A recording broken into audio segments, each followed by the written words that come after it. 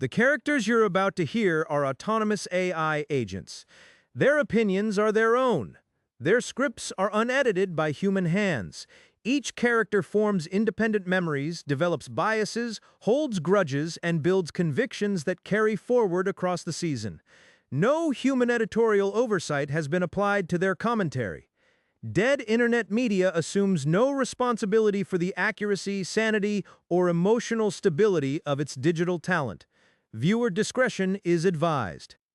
Picture this. The movie poster, Shohei Ohtani, standing on the mound at Dodger Stadium, ball in his right hand, bat leaning against his left shoulder. Behind him, the scoreboard reads Dodgers 4, Cleveland 1, and across the bottom, in big gold letters, it says he does everything, the tagline underneath. Coming to a ballpark near you every fifth day, and also every day in between. That's what Ohtani did last night. Pitching win. 4 innings of work. Locked Bibee and Cleveland down like it was nothing. And meanwhile, Max Fried is out in Seattle throwing a shutout like he's painting a masterpiece. 5 zeros on the board. Yankees win 5-0. March 31st gave us 14 games and about 6 different movies worth of baseball. KLOK, everybody. Let's get into it. 14 games on the slate. Some of these were genuinely fascinating. Others were, let's say, instructive in a different way. Instructive. Kenji, some of these were beautiful. You had pitching duels. You had shutouts. You had guys dealing. I'm fired up. Sully's already sweating. He saw shutouts and his heart rate went up. Let the man breathe. We got a full show today. Let's start with the headline, Dodgers 4, Cleveland 1. Shohei Ohtani on the mound for Los Angeles gets the win over Tanner Bibee. Man, Ohtani pitching wins just hit different. Every time he takes that mound, you know something special is about to happen. And Bibee, look, the kid is talented, but going up against Ohtani in Dodger Stadium, that's a tough draw for anybody. Bibee's stuff is legitimate, but the Dodgers lineup is relentless. 1 through 9, there's no breathing room. Ohtani controlled the zone and let his offense do the rest. 4-1, clean, efficient. Ohtani gets the W and probably goes home and hits in the cage for fun. The man doesn't stop. All right, let's talk about the other masterpiece. Max Fried, 5-0 over Seattle. A complete shutout, Kenji. Logan Gilbert on the other side, and Fried just buried him. Fried was exceptional. The Yankees' offense produced 5 runs, which is solid, but the story is all pitching. 0 runs allowed. 0. I've been watching pitching for 40 years, and when a lefty is locating like Fried was last night, there's nothing you can do. You just tip your cap. Seattle couldn't get anything going. Gilbert took the loss, and honestly, I feel for the guy. He's good. But Fried was just better. The Yankees are making a statement early. 5-0 on the road in Seattle is not easy to do. Fried is pitching with supreme confidence right now. Supreme confidence. That's exactly the right phrase. He looked like a guy who knows he's the best pitcher on the field, and he's going to prove it every time out. Okay, let's keep moving. Angels 2, Cubs 0. Jose Soriano gets the win. Jordan Romano locks it down for the save, a shutout. Another shutout 2-in-1 night. Soriano was filthy. Phil Maton took the loss for Chicago, and honestly, the Cubs' bats just went silent. The Angels winning 2-0 on the road at Wrigley is notable. Soriano's been quietly effective, and Romano closing games is a nice development for that bullpen. The Angels are sneaky. Nobody's talking about them, and they're out here throwing shutouts. I respect it. Soriano's got that arm, man. When he's located, hitters are guessing, and guessing wrong. Moving to Milwaukee. Brewers 6, Rays 2. Brendan Woodruff over Shane McClanahan. That was a marquee pitching matchup on paper. Oh, I was locked in on that one. Woodruff against McClanahan. That's appointment viewing for me. And Woodruff delivered. 6-2. McClanahan taking the loss hurts, though. I like that kid. But Woodruff at home in Milwaukee, the crowd behind him, he was dialed in. Woodruff's return to form has been one of the early season storylines. After all the injury concerns, he's pitching like the guy who was an all-star. That's what I keep telling people. When Woodruff is healthy, he's elite. Not good elite. And last night proved it. 6 runs of support, too. Milwaukee's lineup showed up for their guy. That's how you reward good pitching. Let's go to the nail-biter. Phillies 3, Nationals 2. Andrew Painter gets the win, Zach Littell takes the loss, and Joan Duran picks up the save. Andrew Painter getting wins in the big leagues. Do you understand how long Philly waited for this kid? He's finally here, and he's delivered. 3-2, though. Washington made them earn it. Littell pitched well enough to win most nights. He just ran into Painter. 1-run games early in the season are fascinating because they reveal bullpen hierarchy. Duran closing for Philadelphia. That's a significant weapon. Duran throws 100. When he comes in for the 9th, you're not catching up. That's just reality. Washington hung in there, though. 2 runs, competitive the whole way. The Nets aren't pushovers anymore. Agreed. But the Phillies' depth is showing. Painter, Duran, and that lineup. It's a lot to overcome for a young team like Washington. All right, let's talk about the old man. Max Scherzer. Toronto 5, Colorado 1. Scherzer gets the W. Scherzer pitching for Toronto is still wild to me, but the man doesn't care where he is, he's going to compete. 5-1 over Colorado. Juan Mejia took the loss. And look, Colorado is Colorado, but Scherzer doing what Scherzer does at his age is remarkable. The Blue Jays needed a veteran presence on that staff, and Scherzer is exactly that. 5 runs of support, 1 run allowed, clean game.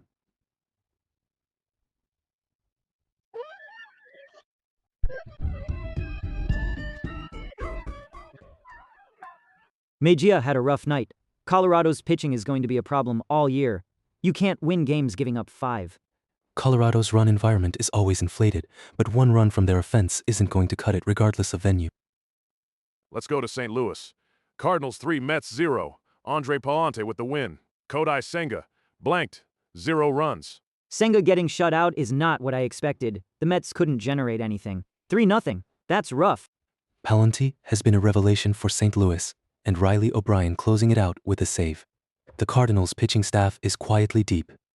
Senga's health concerns have followed him, and when he's not at full strength, his splitter doesn't have that same bite. St. Louis took it. The Mets invested a lot in Senga. Nights like this are going to worry that front office. 0 runs is unacceptable for that lineup. It's 1 game, but the underlying metrics on Senga are worth watching. If the velocity is down, that changes the calculus significantly. Houston 9, Boston 2. Hunter Brown with the win, Brian Bello with the loss, and Cody Bolton with the save. Houston dominated. 9-2. Houston woke up angry. That's a beatdown. Bello had nothing last night. Hunter Brown has been impressive this season. 9 runs of support helps, but he earned that win. Houston's offense is clicking on all cylinders. Bello taking the loss, man. I'm a Boston guy. It hurts. But you got to give credit to Houston. They jumped on him early and never let up. Sully's doing that thing where he tries to be objective about the Red Sox, but you can see the pain in his eyes. I'm objective. I can admit when my guys get outplayed. Bello will bounce back, but last night, not his night. Bolton closing out a 7-run lead with the save is, statistically speaking, not exactly high leverage. But the Astros are stacking wins, and that matters. Okay, Oakland 5, Atlanta 2. Aaron Savale with the win, Jose Suarez takes the loss, Mark Leiter Jr. with the save. Oakland winning in Atlanta is the kind of result that makes you look at the box, score twice. 5-2, road win, Savale dealing. The A's are scrappy, man. Nobody expects them to win, and then they show up and take a series game from the Braves. I love it. Suarez taking the loss for Atlanta is concerning. Their rotation depth has been a question mark, and nights like this don't help answer it. Savale is a smart pitcher. He doesn't overpower you, but he locates, changes speeds, and keeps hitters off balance. That approach plays well against aggressive lineups. Leiter Jr. closing it out too. Oakland's bullpen held it down. 3-run lead, door shut, respect. Texas 8, Baltimore 5, Cole Winn with a win, Yenier Cano with the loss. That was a slugfest. 8-5, both teams swinging. Texas came out on top, but Baltimore put up a fight. That's a fun game if you're a neutral fan. Cole Winn has looked solid for Texas. The Rangers' offense producing 8 runs is encouraging. That lineup has the potential to be dangerous. Cano taking the loss from the bullpen. Baltimore needs their relievers to hold leads, not surrender them. That's a fundamental issue. 8 runs though, Texas bats were alive. When that lineup gets going, pitchers are in trouble. Pittsburgh 8, Cincinnati 3. Yohan Ramirez with the win over Brandon Williamson. The Pirates' offense exploded. Pittsburgh putting up 8. I love seeing it. The Pirates don't get enough credit when they hit like that. Williamson had a tough outing. 3 runs doesn't sound terrible, but when your offense only gives you 3, every run you allow matters. Pittsburgh's approach at the plate was disciplined. 8 runs against Cincinnati pitching suggests they were patient and capitalized on mistakes. Miami 9, White Sox 2. Anthony Bender with the win. Eric Fedde takes the loss. Miami crushed it. 9-2, Miami's offense showed up in a big way.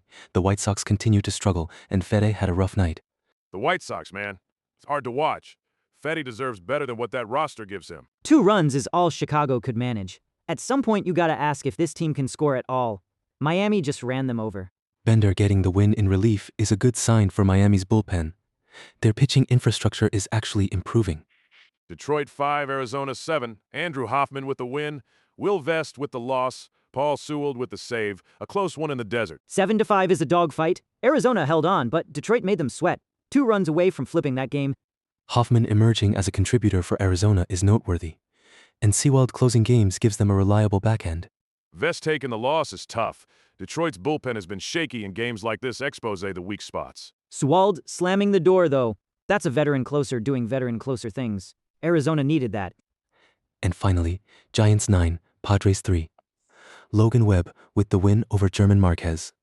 San Francisco demolished San Diego.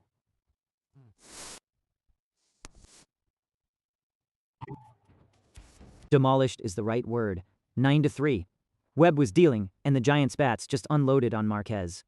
Logan Webb is such a gamer. He competes every single start, and when you give him 9 runs of support, forget about it. Marquez has struggled since coming back, and this was another example. The Padres need more from their rotation if they want to compete in that division. 9 runs in San Diego. The Giants came into that park and treated it like batting practice. Webb got the easy win. That wraps 14 games. What a night. Shutouts, blowouts, nail-biters. March 31st delivered everything. All right, let's move to the ladder. These are my power rankings as of this morning, based on what we've seen through the first week of the season. Here we go. Kenji's ladder time. Who's climbing? Who's falling? I already know he's got the Dodgers at the top, and I already know I'm going to argue about it. Number 1, Los Angeles Dodgers. Ohtani pitching wins, the lineup is deep, and they've been dominant in every facet. It's not close. I mean, I can't argue with it. When your guy is pitching and hitting at that level, you're the best team in baseball. The Dodgers are a cheat code. Ohtani on the mound and in the lineup.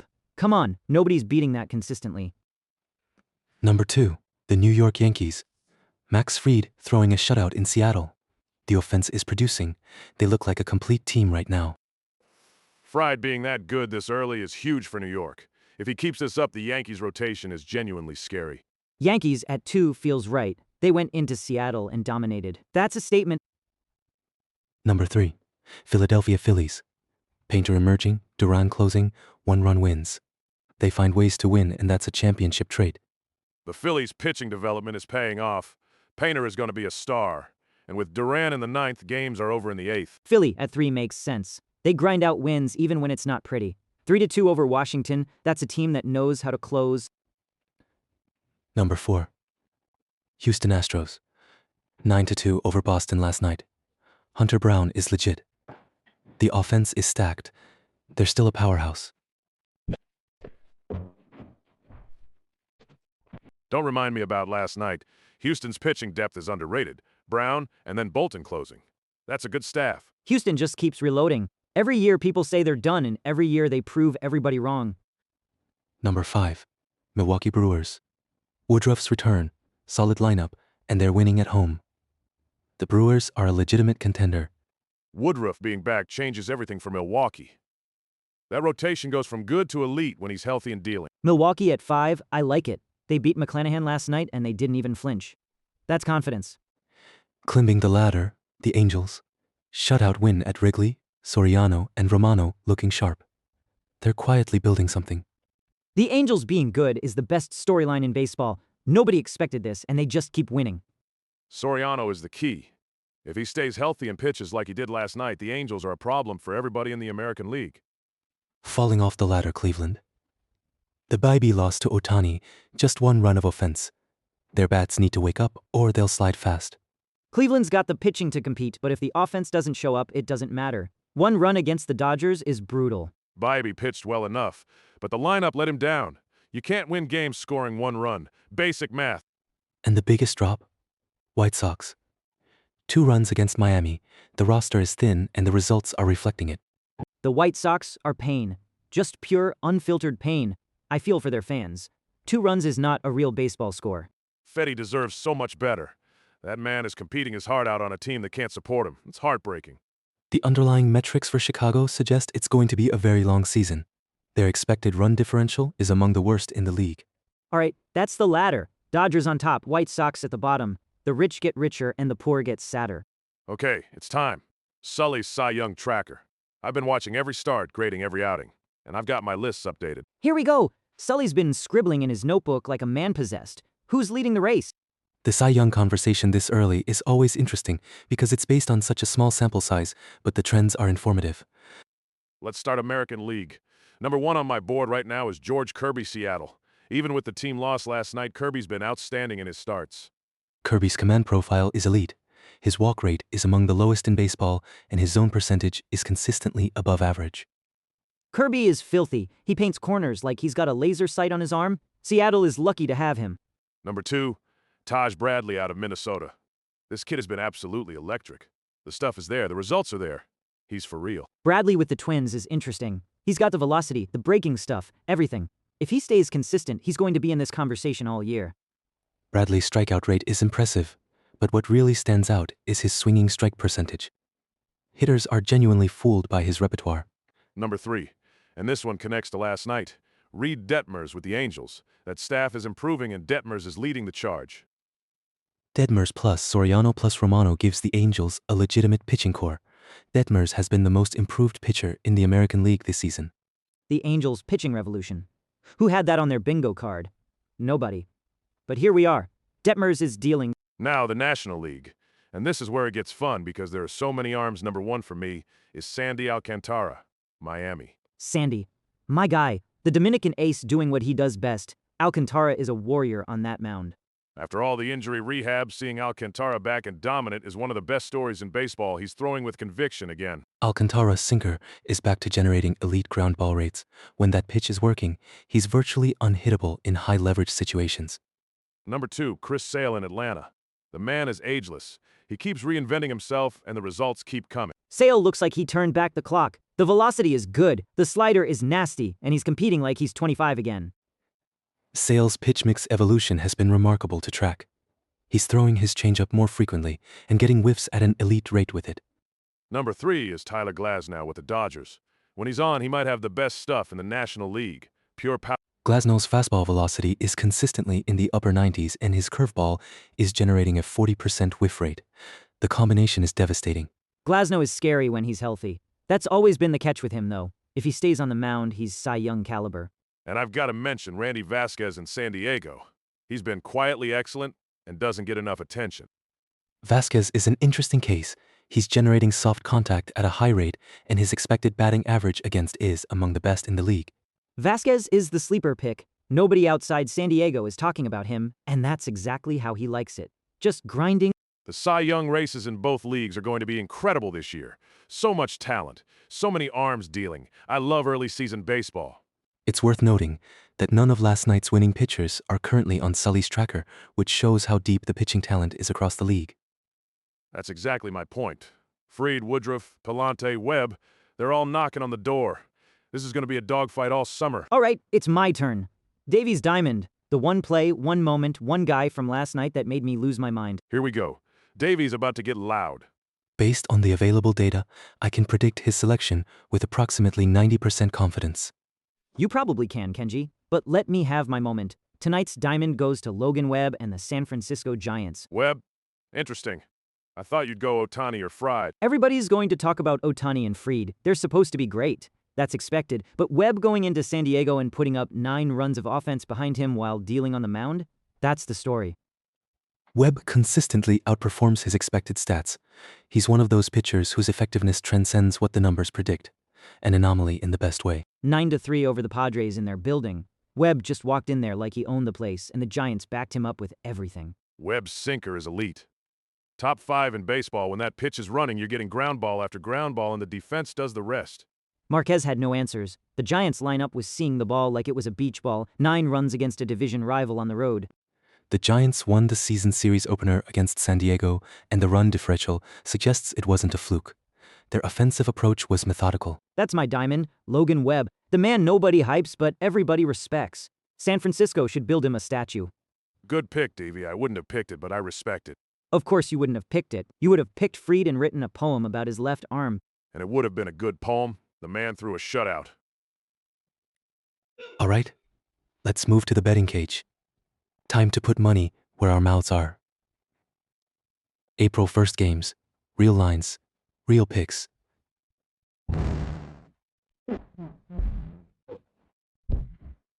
The betting cage, my favorite segment. Let's get paid. I'm sitting at 1092 and I'm feeling dangerous. You're in first place, and it's driving me crazy. I'm at 994.29. I need a win today. I'm at 1013.62.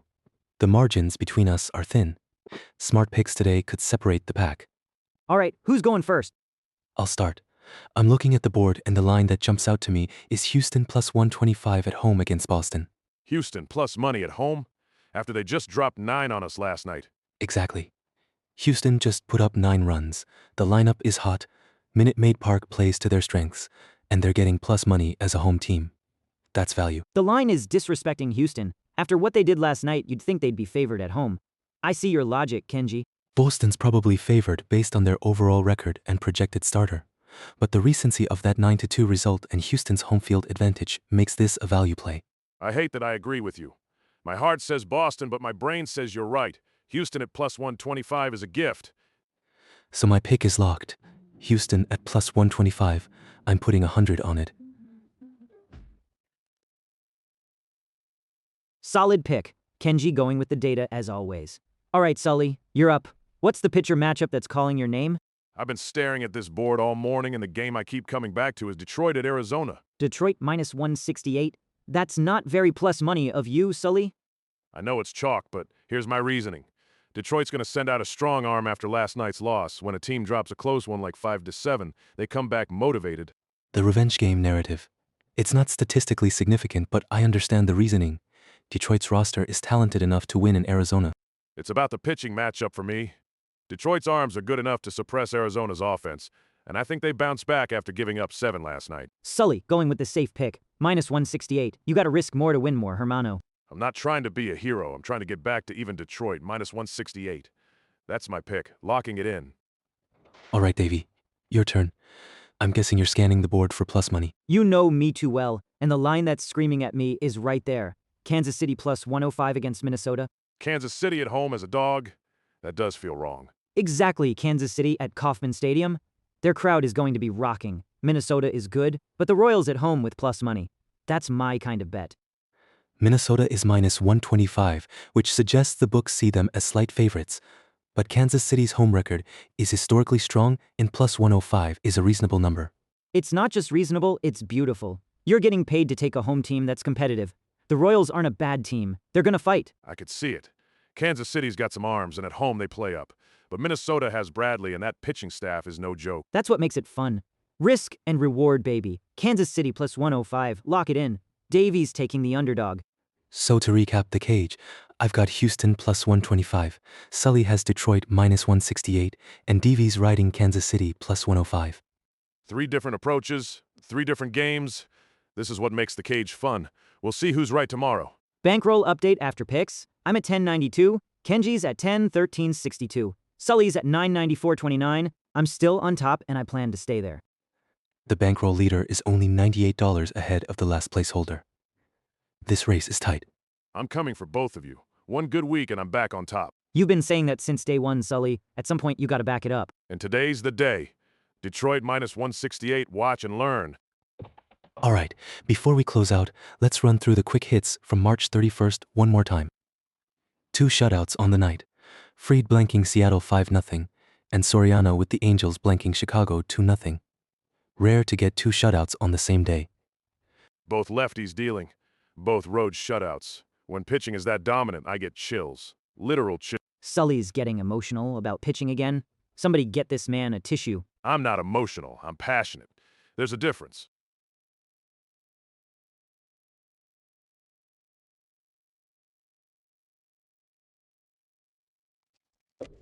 Statistically, Fried's performance was more impressive given Seattle's offensive capabilities compared to the... Ohtani getting the pitching win for the Dodgers.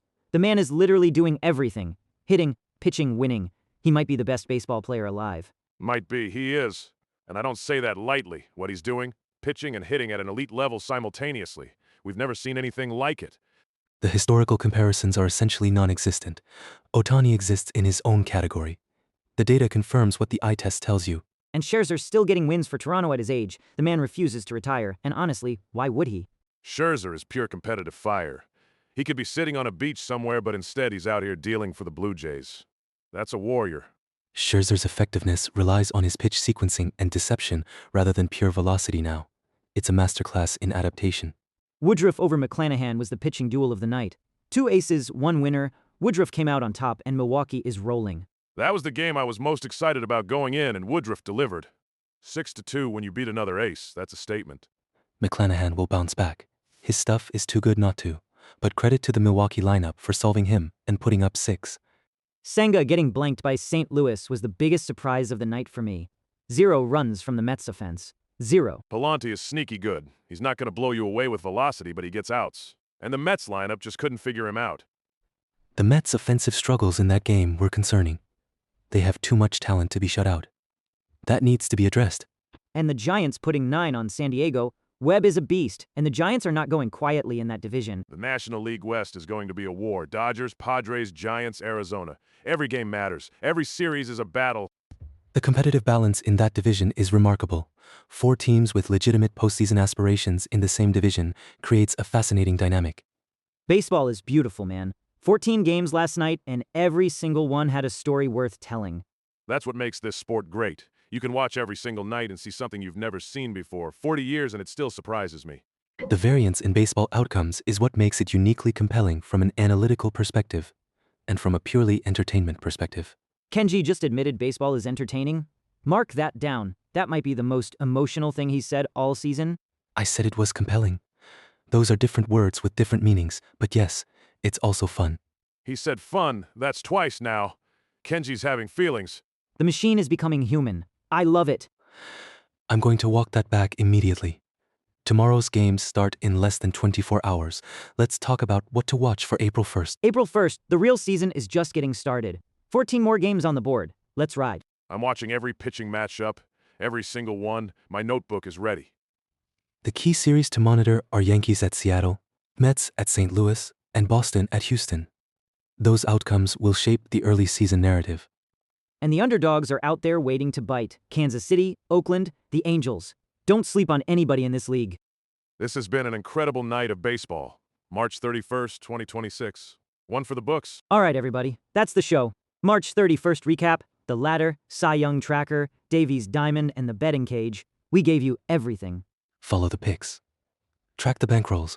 We'll be back tomorrow with April 1st results and updated rankings. Keep watching the arms. Keep tracking the pitching. The Cy Young races are going to be legendary this year.